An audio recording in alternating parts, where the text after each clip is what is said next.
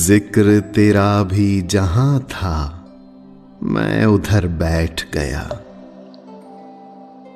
तेरी महफिल ही जमी, मैं तो जिधर बैठ गया। तेरी चौखट पे जो पहुंचा तो हसद चीख उठा। हाथ नादान के खाली हैं, किधर बैठ गया।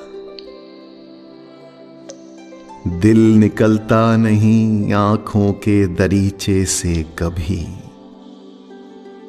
ऐसे लगता है कि दरवेश के घर बैठ गया।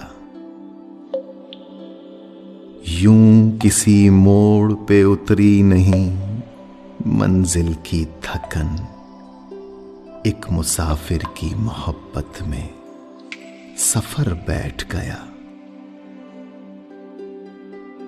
मैं तो आजाद भी होते हुए पाबंदे कफस, हर नवाले पे गुलामी का असर बैठ गया।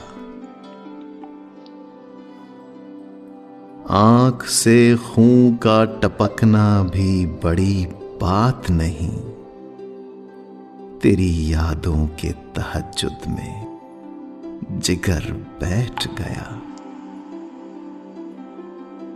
खालो खद देखे तो जाजिब भी सुखन भूल गया। शेर कहने का मेरा सारा हुनर बैठ गया। शेर